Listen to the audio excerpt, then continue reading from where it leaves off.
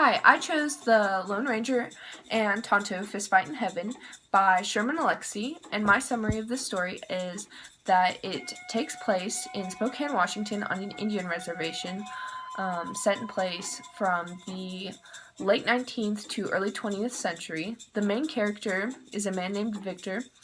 He is an Indian who lives on this reservation and is in his mid-20s.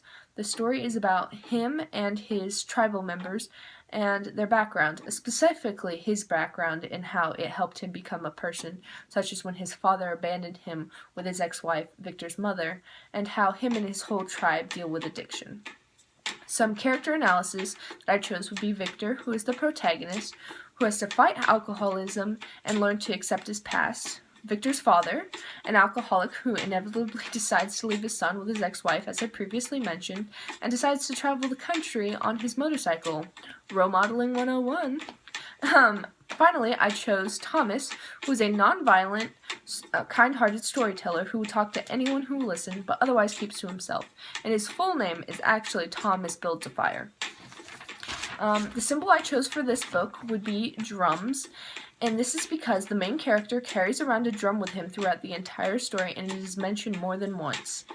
It is important, and I believe it symbolizes relationships, whether it be a friendship, a family member, or a lover.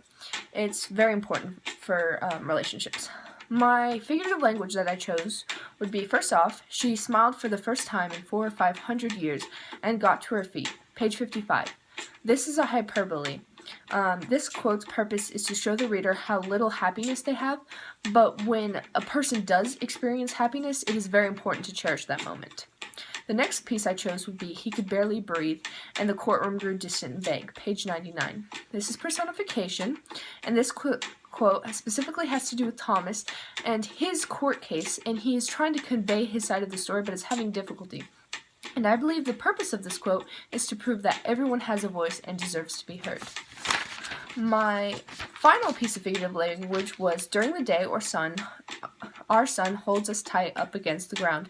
Page 106. This is also personification, and I believe the purpose of this quote is to show the brutality that these Indians on this reservation have to endure, but how important it is to be persistent, carry on, and never give up. An allusion I chose for this story was, Rosemary Mourning Dove gave birth to a boy today, and seeing as how it was nearly Christmas and she kept telling everyone she was still a virgin. Page 110, this quote specifically refers back to Christianity and the Virgin Mary. The purpose of this novel. I believe the purpose of this novel was to show how tough it can be to survive the Indian lifestyles, but also show how important it is to keep moving on, acknowledge your past, but look towards your future.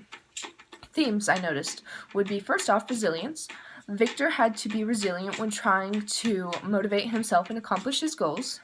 The next one would be tradition. This is very important and is mentioned several times throughout the story, and it often refers back to dancing. They even refer to a spiritual leader known as Big Mom, who ended up giving Victor the drum that he still carries around with him today and throughout the entire story. My final theme would be addiction.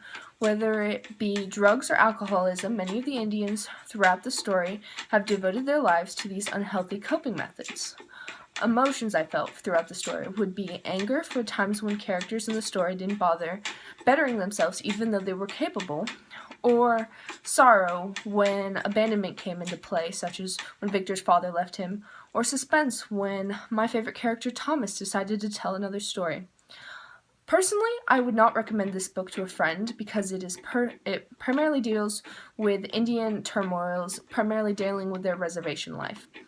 And I believe the author's target audience was probably anyone interested in learning about reservation life from the late 19th through early 20th century. This is my drawing of a drum. Obviously, I don't want to be an artist, but, A for effort. Anyways, thank you for listening. Yeah, thank you.